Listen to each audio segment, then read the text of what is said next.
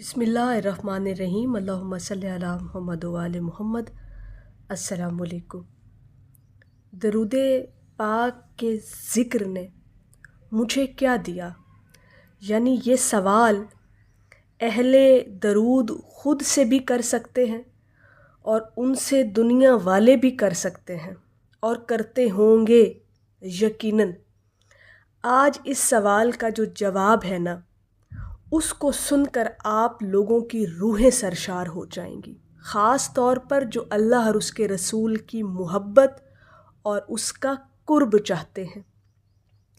ये एक ऐसा सवाल है कि तुम्हारे पास है क्या, यानी आपके पास है क्या। अगर तो अहले दरूद के सामने ये सवाल आता है ना, दुनिया की तरफ से, दुनियादार लोगों की तरफ से।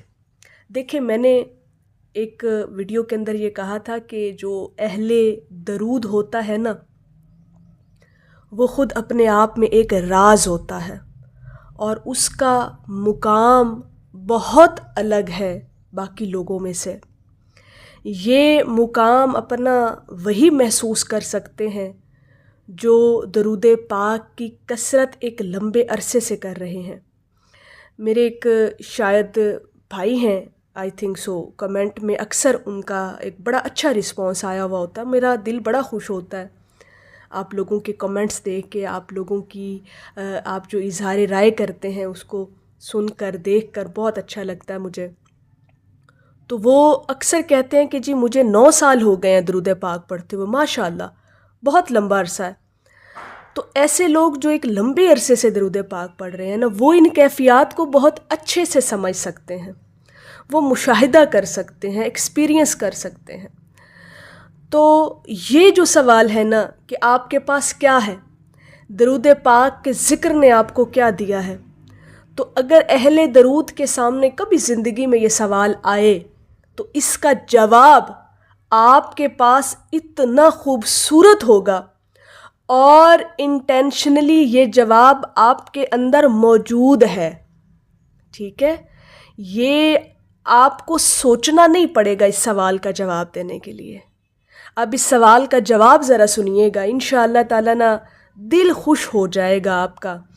ख़ास तौर पर जो वो रूहानी शख्सियात हैं, जो रूहानी लोग हैं, वो इस बात को समझेंगे कि दरूद पाक के ज़िक्र ने आपको क्या दिया, आपके पास है क्या, क्या चीज़ आपको जो है वो मिली इस दरूद पाक के एक लंबे ज़िक्र से, एक लंबे अरसे से जो आप कर रहे हैं। तो इसका जवाब बहुत खूबसूरत है अहले दरूद के पास, और अहले दरूद ये जवाब दे सकते हैं और उनके अंदर ये मौजूद है। जैसे मैंने कहा कि दरूद पाक ने जुमला आपकी नज़र कर रही हूँ लिख के रखने वाला ये जुमला है। इंशाअल्लाह ताला ज़ी वक़ार और ज़ी इल्म जो लोग हैं ना, वो मेरे इस जुमले से तायद करेंगे कि दरूद पाक ने मुझे अल्लाह रब्बुल इज़्ज़त की बारगाह में बिठा दिया और लोग पूछते हैं आपके पास है क्या। ठीक है, कि अहले दरूद के सामने जब ये सवाल आए कि आपके पास है क्या, तो जो लोग दरूद पाक से मोहब्बत और ज़िक्र करते हैं उनका ये जवाब है कि दरूद पाक ने मुझे तो अल्लाह की बारगाह में बिठा दिया, पहुंचा दिया, मुकाम बना दिया मेरा इस ज़मीन पर रहते हुए, और लोग पूछते हैं कि मेरे पास है क्या।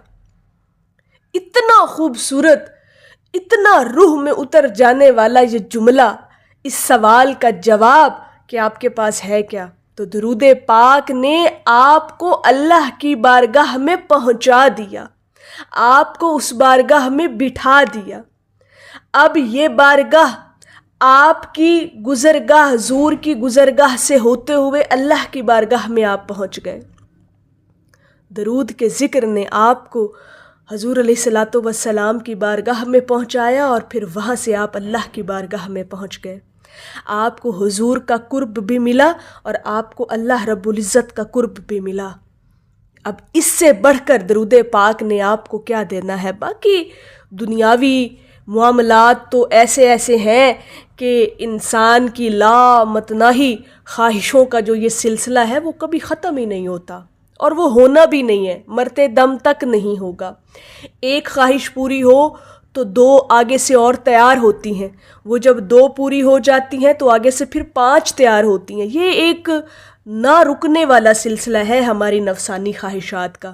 دنیا کے اندر رہتے ہوئے انسان کسی نہ کسی ٹوہ میں ہوتا ہے، کسی نہ کسی خواہش اور مقصد کو پورا کرنے میں لگا رہتا ہے، لیکن وہ تمام چیزیں ایک طرف، اور اس سوال کا جو جواب ہے کہ آپ کے پاس کیا ہے، تو آپ کا یہ جواب ہونا چاہیے کہ درود پاک نے مجھے اللہ کی بارگاہ میں بٹھا دیا ہے، اور واقعی آپ بیٹھے ہیں، آپ نے اللہ کا قرب حاصل کیا ہے اور آپ کو حاصل ہوتا رہے گا، آپ کو ملے گا اللہ کا قرب۔ اور جسے رب کا قرب مل گیا، جو خالق کائنات ہے، جس نے زمین و آسمان کو تخلیق کیا، اور اس دنیا کے اندر جو چیز بھی ہے وہ میرے رب کی تخلیق کردہ ہے، تو جس نے رب کو پا لیا، جو رب کی بارگاہ میں بٹھا دیا گیا، سمجھیں پوری کائنات اس کے لیے مسخر کر دی گئی۔ پھر آپ کو اور کیا چاہیے؟ جب دنیا آپ کے قدموں میں رکھ دی گئی تو پھر آپ کو کیا چاہیے؟ پھر کچھ مانگنا نہیں پڑے گا نا، دنیا تو آپ کو قدموں میں آ کے پڑی ہے۔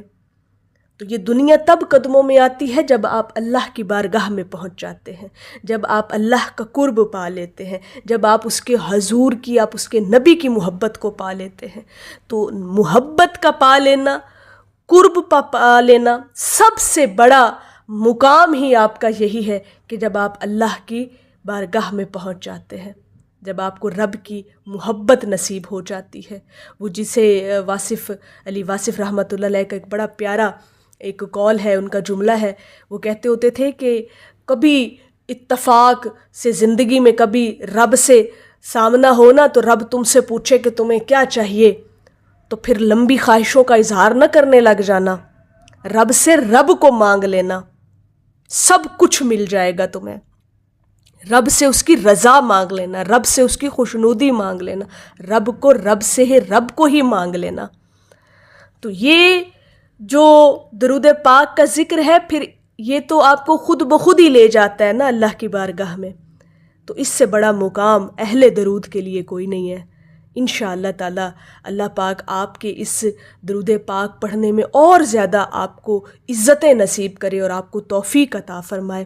تو میری اللہ رب العزت کی بارگاہ میں دعا ہے کہ اللہ پاک آپ کو اور مجھے ہر وقت اور ہر سانس کے ساتھ اپنے نبی علیہ الصلاۃ والسلام پر درود پاک پڑھنے کی توفیق عطا فرمائے، آمین یا رب العالمین۔ اور آخر میں ہے کہ جو تیرے در سے یار پھرتے ہیں، در بدر یوں ہی خوار پھرتے ہیں۔ ایک دفعہ محبت سے پڑھ لیجئے، صلی اللہ علی حبیبہ محمد و آلہ وسلم۔